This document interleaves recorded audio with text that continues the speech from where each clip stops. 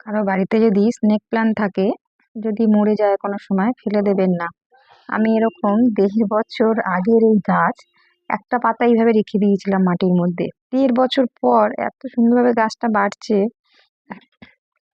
হুম, তার আগে দুবার হয়েছিল, হাতে লেগে আবার নষ্ট হয়ে গেছিল, কিন্তু তারপরেও আমি রেখে দিয়েছিলাম, ফেলিনি জিনিসটা।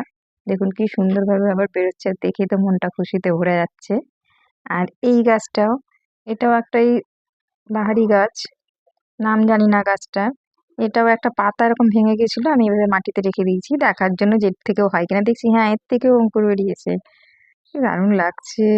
এটাও চারা বেরিয়েছে ছোট। এত আনন্দ লাগে না এই গাছ টাছগুলো এইভাবে বেঁচে গেলে পরে। এই গাছটা কেনার পরেই আমার কিছুদিন পরে আমি বাঁচাতে পারিনি, মরে গেছিল জল পেয়ে গোড়ায়। তখন জানতাম না গাছটা কিভাবে যত্ন করতে হয়।